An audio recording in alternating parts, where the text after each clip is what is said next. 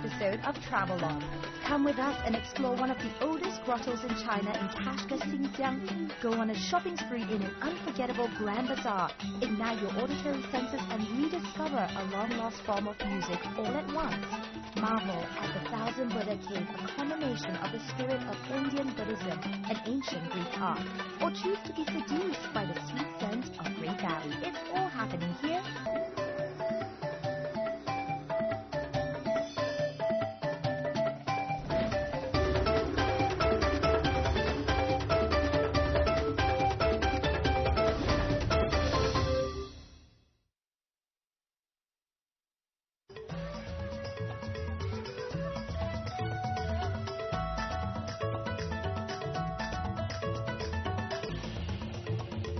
A journey to where nature is at her most magnificent and forbidding. To mysterious places where dazzling and diverse cultures flourish. Where China's numerous ethnic groups draw you into a world of color and vibrancy. Where distinct lifestyles, traditions, and crafts have survived the test of time. Join Travelogue on its 17-part Ethnic Odyssey, visiting more than 100 places across China. Ethnic Odyssey, an enlightened look at China's rich ethnic heritage.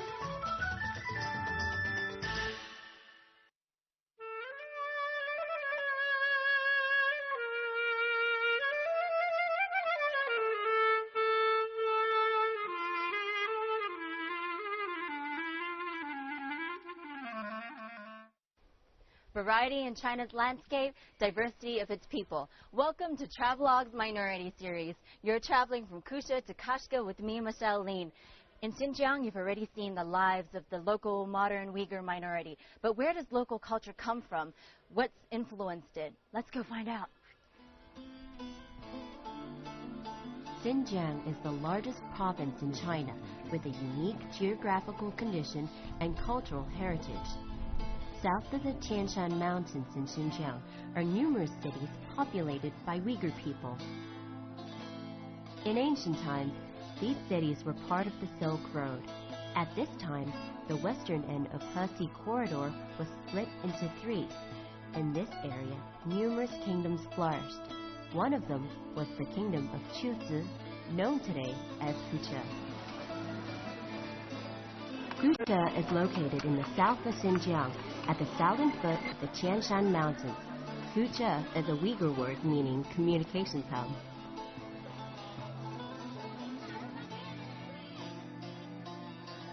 Located in Kucha is a grotto complex that is the oldest, largest, and most westerly in all of China, the Kazil Thousand Buddha Caves.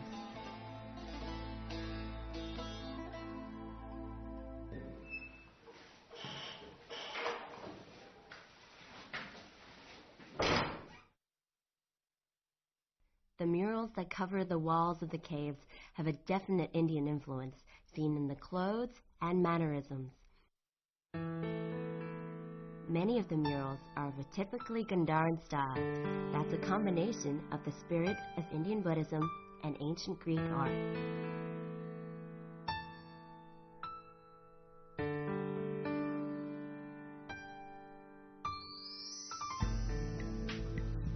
There's considerable debate as to when precisely Buddhism was introduced into China, but most researchers believe it was around the 1st century that Buddhism reached Xinjiang, and from there, spread to the rest of China.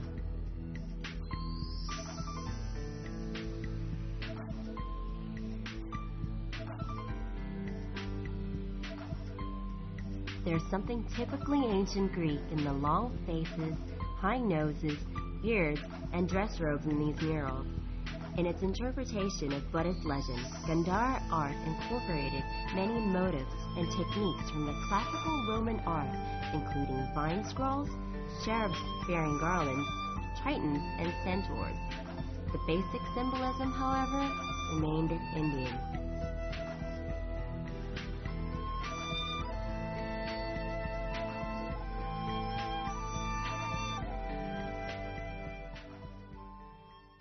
These murals are breathtakingly beautiful. It's so amazing that it's about 2,000 years old. so sad. This part right here has been stolen by thieves. Hate when people do stuff like that. I mean, art's meant to be shared, you know?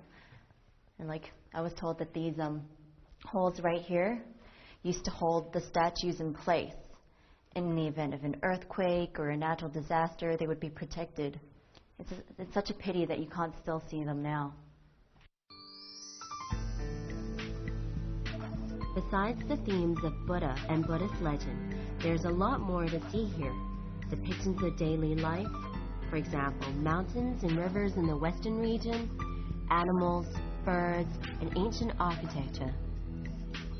You really get a sense of what life must have been like back then just by looking at these murals.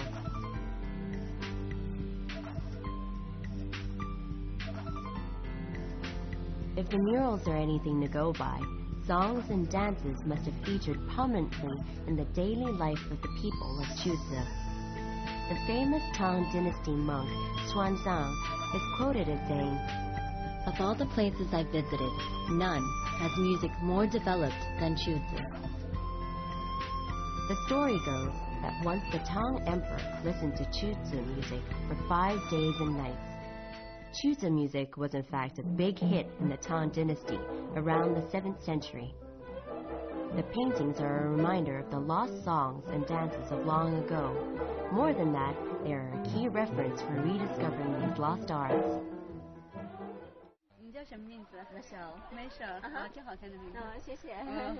I met up with 2 dancers and they tell me that the traditional dances have been recreated by analyzing the paintings. They offer to show me some of their moves.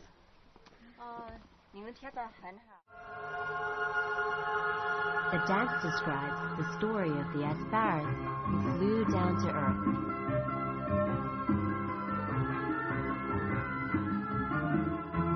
As portrayed in the murals, the movements are graceful and fluid. What impresses me most of all is the amount of time, effort, and research that obviously went into recreating the dances of long ago.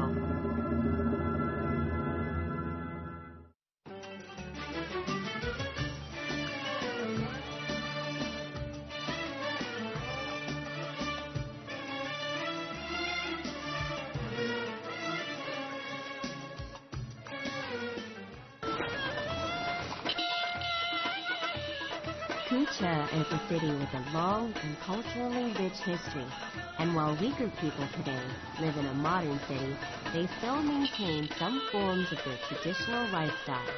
For example, the headgears still worn by the women and the dobuts by the men. Another example is the use of donkey carts.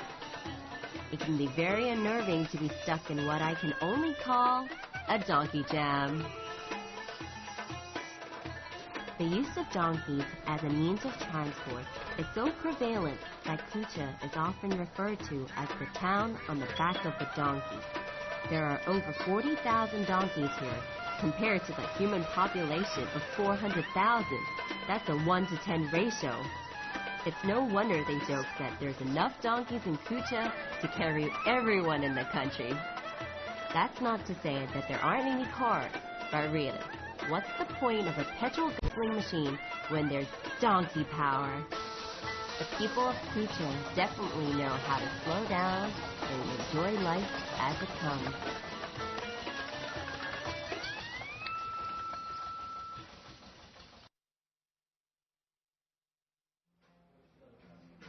Besides the traditional means of transport, you'll also find that the Uyghur people still listen to traditional music, such as the 12 Mukam.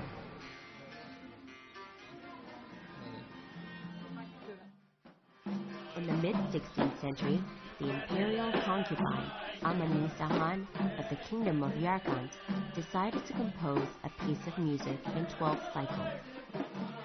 They became the 12 Mukam, which can be divided into 3 large sections, each containing 25 to 30 melodic sub-branches.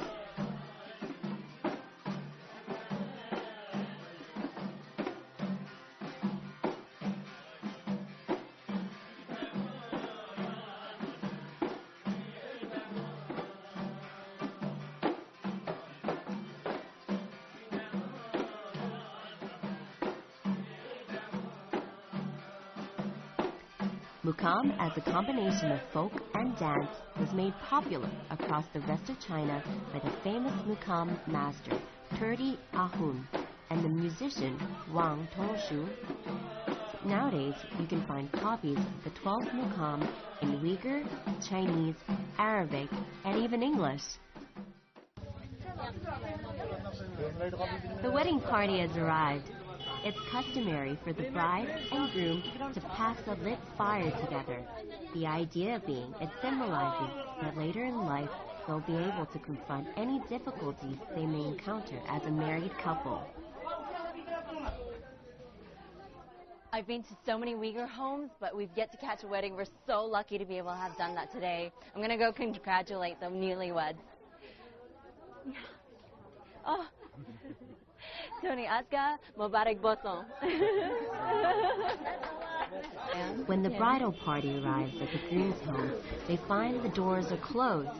The custom is to first ask the groom's parents politely to open the doors for the bride. This they do, although not before telling the bride that once inside their house, she must be respectful of the elders living there. Now, what the host is shouting is, "The girl from the bazaar looks like gold." This said, she proclaims the couple well matched, since the bride is beautiful and the groom dashing.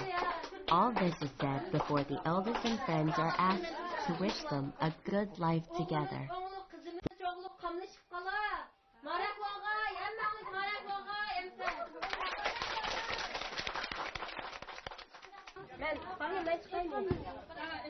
While everyone else is dancing and generally making merry, the close female relatives and friends are busy arranging the wedding gifts that will help the couple prepare for their new life together. I figured I'd make myself useful and help out too. We stay only long enough to dance the mashallah. Traditionally, Uyghur weddings are grand affairs, and the celebrations may last up to 3 days.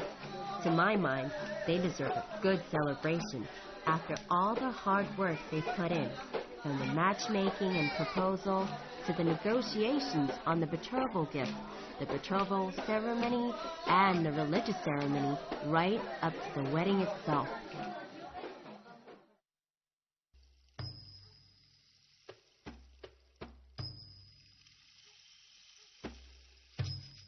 Located 20 kilometers northeast of Kucha County, at the foot of Tian Shan Mountains, are the ruins of an ancient temple called the Subhash Buddhist Remains. It is divided into 2 sections, and it's still possible to see the rows of niches that once housed statues of the Buddha. Built in the middle of the 3rd century AD, the temple reached its peak during the 6th century AD, when it was a meeting place for eminent monks.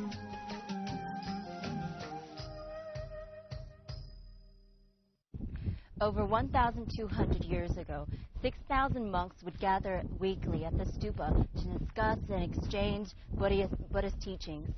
It's so surreal being here. You can almost still feel the spiritual aura that surrounds the place.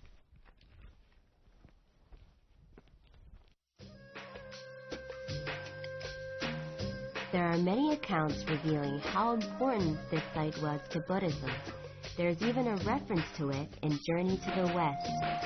Archaeologists have unearthed scriptures here written in a unique script found nowhere else in the world. Amongst the findings were also scriptures written in the Chutsu language, proving that Chutsu was once a center of Buddhism. What's amazing to me is that I can still see the outlines of the monks' rooms and the temple's structures. You really get a sense of past glory at this incredible place.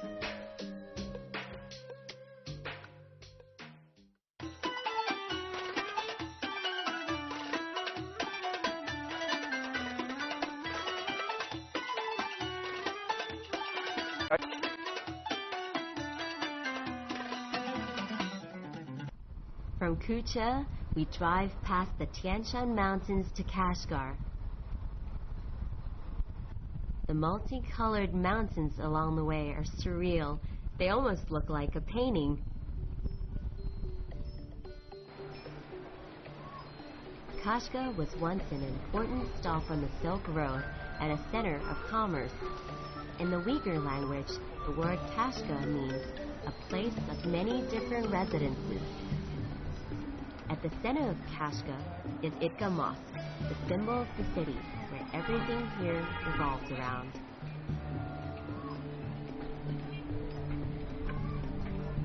Kashga is one of the most culturally rich cities in China.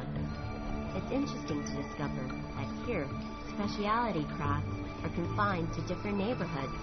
Some are known for their ironwork, for instance, and others for their wood carving or pottery. Now, one such neighborhood is Kaziabishi. Kaziabishi is located in the southeastern part of Kashga's old city. The neighborhood dates back more than 1,000 years. By the way, the name Kaziabishi means pottery at the edge of a cliff. These days, however, there are few potters still left here. Most of the menfolk have found jobs that take them away from home. Still, it's a fascinating place to wander through. There are 40 narrow zigzagging streets where it's pretty easy to get lost. But what better way to meet the women and children who remain? Most of the women in this neighborhood make and sell traditional handicrafts such as the dopa, the traditional Uyghur hat.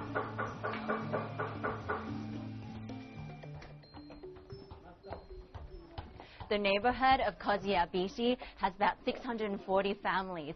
Some of these homes date back about 500 years, and most of these homes are involved in some form of handicraft or pottery, so you can buy like a local souvenir from here if you like. I'm going to try and get some. But before you even think of entering a home, take a careful look at the door. In the Koziabishi neighborhood, the main door is in two parts. If both parts are closed, it means there are no men at home, and only female guests are allowed in. If one door is open, there is a man at home, and all guests are welcome. And if both doors are open, the owners of the house already have guests, but you're more than welcome to join them.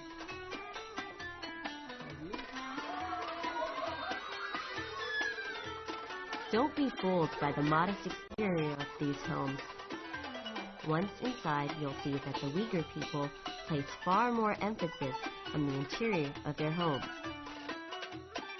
The window and pillars are intricately carved with traditional Muslim engraving. And it's obvious that the Uyghur people take great pride in their homes.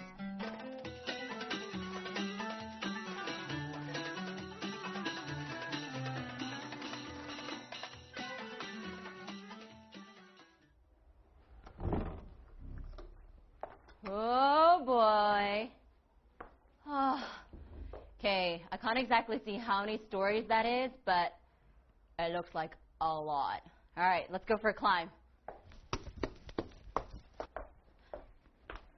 Man, that felt like I was on the Stairmaster. Not good. Apparently, Uyghur families, instead of building outwards because of the lack of space, they build upwards. That's pretty cool. Entire Uyghur families, gotta catch my breath. Entire Uyghur families live in this compound. And, I mean, really? Would you like to live with your in-laws? I don't think I would. Next floor. You know what? I don't think I'm fat, right? But this opening is impossibly small. Look at that. I mean, how is somebody bigger than me supposed to fit through this? Either they're really small and skinny, or I'm just a little bit too big. Third floor, pretty cool. And already, the view is amazing. You should see it. Trees and buildings. The old city against the new city. I love the fact that there's a contrast. So beautiful. Finally reached the top. Yimi Naha and her family welcome me into their home and tell me that a few men here still keep the 500-year people still method of Uyghur pottery making alive. Like her son, two her sons, He comes from the longest line of potters in the Koziyabishi neighborhood. He inherited the skills from his father, who got them from his father, and so on, back through many generations.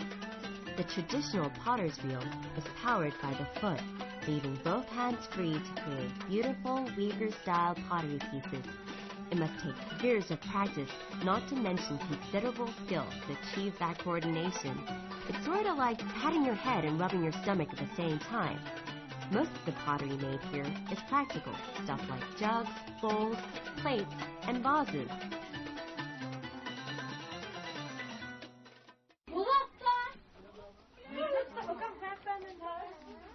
If you come to Yimini Han's home, you'll find that like any mother, she's proud of everything her son makes. In her case, it's to her son's pottery. For most Uyghurs, the handicrafts they make are a useful source of income. The streets of Kashgar are lined with great places to shop for a little something to take home or gifts for family and friends. What a fantastic chance to shop for some early Christmas presents. There are items ranging from doppas to pottery, iron, kitchenware, furniture, and traditional Uyghur instruments.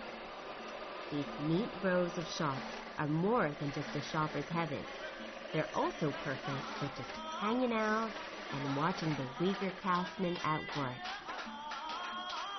And once you realize just how much dedication has gone into making the final product, somehow making your purchase becomes that little bit more special. The streets are filled with a symphony of the sounds from the craftsmen at work. Now, I've heard there's a place around the corner that specializes in making Uyghur instruments. I'm really curious. Look, they've made this out of blocks of wood that big. This is the traditional instrument that they've used. So that's the back, and this is the front, the clay. I hear that the shop is nearby, so let's walk, and it makes it more convenient because, I mean, there are no delivery charges, and yeah, it's just right next door. No one objects if you want to try playing the traditional instruments, but if you find them a little too complex, you can always strum the miniature versions instead. You may be surprised by who you meet here. I came across some Spanish tourists who were just as keen on the miniature instruments as I was.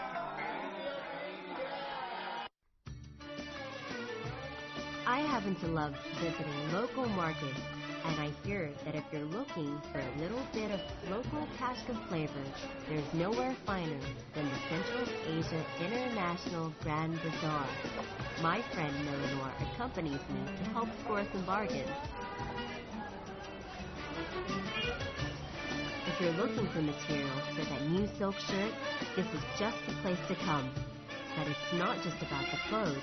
If you want to add a little Xinjiang to your home, there are plush carpets, beautiful vases, intricately decorated teapots, plates, and mirrors to browse over.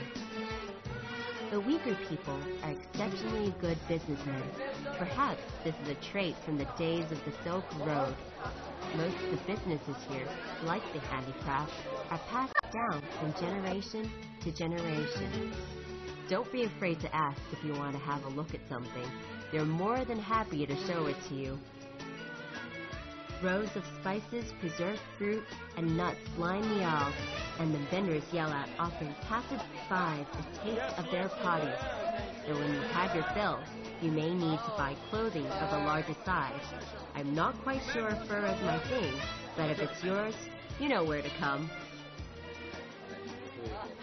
Look at this. I think it's quite nice. I don't want it. Don't forget your family and friends back home. There are local souvenirs ranging from handcrafted wood to replicas of the traditional instruments. And if there's space in your bags, why not pick up one or two of the cotton-filled sleeping mats used by the locals? But here's a word of advice. Be sure you know exactly where the exits are before you run out of cash.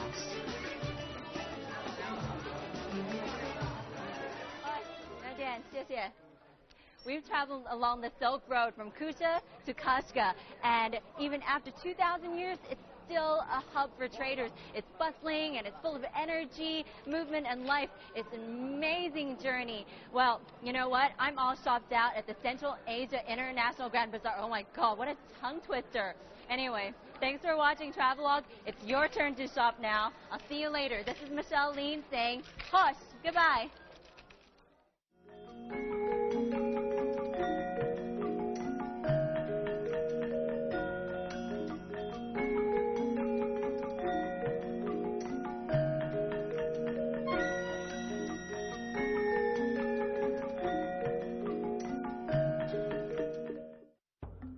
In next episode of Travelogue, we spend a night under the stars in the Altai grasslands with the Kazakh people and wander through a ghost city in northern Xinjiang.